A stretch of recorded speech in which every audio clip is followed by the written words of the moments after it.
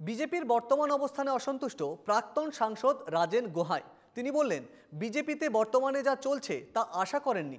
দলের পুরনো কর্মকর্তাদের অবহেলা করলে দলের ক্ষতি হতে পারে, এমনটাই মত তার। প্রসঙ্গত, গির গরু নিয়ে প্রবল চাপে বিজেপি সরকার। গরু বিতর্ক নিয়ে প্রতিনিয়ত সমালোচনার মুখে গেরুয়া শিবির। সেই প্রেক্ষিতেই তার এই মন্তব্য, এমনটাই ধারণা রাজনৈতিক মহলের। মই চাওক একেবাৰে সন্তুষ্ট নহওঁ। যিখিনি বৰ্তমান বিজেপিত চলি আছে সেইখিনি আমি কেতিয়াও আশা কৰা নাছিলোঁ বিজেপিৰ মানুহে যে বিজেপি দলটো এনেকুৱাও হ'ব পাৰে বুলি। কিন্তু আপোনালোকৰ পৰাহে দেখিছোঁ দেই যে আজি মিডিয়াৰ থ্ৰুদি গম পাইছোঁ যে মিডিয়াই বৰ ইমান নিষ্ঠুৰভাৱে বা কঠোৰভাৱে সমালোচনা কৰিছে এটা ৰাজনৈতিক দলক, আৰু সেইটো আমাৰ কাৰণে সঁচাকৈ অলপ চিন্তাৰ বিষয়। কিন্তু বিজেপিটো ইমান তলখাপৰ বা সমালোচনাৰ সন্মুখীন হ'ব লগা এটা ৰাজনৈতিক দল নাছিলে। গতিকে আজিতো অত্যন্ত তলখাপৰ সমালোচনাৰ সন্মুখীন হৈছোঁ আমাৰ দলটোৱে। সেইটো আমাৰ প্ৰতিজন গ্ৰাছৰুট কাৰ্যকৰ্তাৰ মনলৈ বিভিন্ন ধৰণৰ এটা মানসিক কষ্টত তেওঁলোকেও ভুগিব লগা হৈছে। কিন্তু তেওঁলোকেতো এইখিনি ভুল তেওঁলোকে কৰা নাই।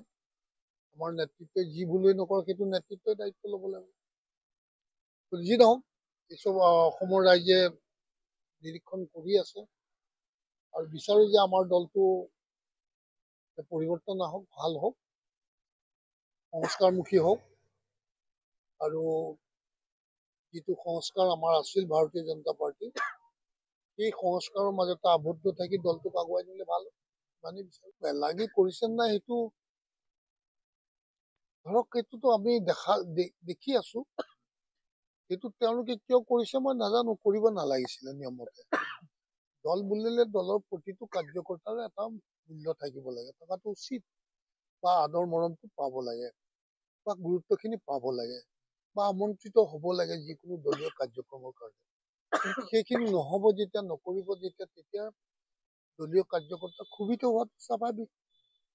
আৰু সেইটো কৰিলে যে দলটো ক্ষতি হ'ব সেইটো নেতৃত্বই বুজি পাব লাগে। সেইটোতো মই বহুত আগৰ পৰাই চিঞৰি আছোঁ, এতিয়াও কৈছোঁ যে নেতৃত্বই সেইটো চিন্তাধাৰাৰ চিন্তা কৰি পেলাই তাক শুধৰণি কৰিব লাগিছিল। কিয় কৰা নাই মই নাজানো। এইটো দলটোক আৰু এটা ব্যক্তিগত সম্পত্তি নহয়। দলটোৰ যোনে নেতৃত্ব দিয়ে তেওঁৰ কৰ্মকাণ্ডৰ ওপৰতে দলটোৰ উত্থান আৰু পতন নিৰ্ভৰ কৰে। যদি তেওঁ কিবা বেয়া কাম কৰিছে, ভুল কাম কৰিছে, তেওঁ শুধৰণি কৰিলে দলটোৰ আকৌ উত্থান হ'ব। আৰু যদি নকৰে, আগুৰ গুজকে ধৰে একেটা কাম ভুলকে কৰি থাকে, তেতিয়াহ'লে পতন হ'ব। আৰু দলটো পতন উত্থান যদি তেওঁৰ বিচাৰ্য বিষয় নহয়, তেতিয়াহ'লেতো আমি তপনি কৰি পেলাই একো লাভ নহ'ব, নহয় জানো? গতিকে এইটো সকলো এটা এজন ব্যক্তিৰ নিজস্ব ব্যক্তিগত চিন্তাধাৰাৰ মাধ্যমেৰে, সংস্কাৰমুখী চিন্তাধাৰাৰ মাধ্যমেৰে গ'লেই চব বস্তুৱেই ভাল ভাল দেখা পোৱা যাব। আৰু যদি মই সংস্কাৰমুখী চিন্তাধাৰা নাযাওঁ আৰু চিন্তা নকৰোঁ, মই যি চিন্তা কৰিছোঁ সেয়ে শুদ্ধ, সেয়ে ভাল, তেতিয়াহ'লে বাৰ বাৰ ভুলেই হৈ থাকিব, পৰিণাম বেয়াই পাব।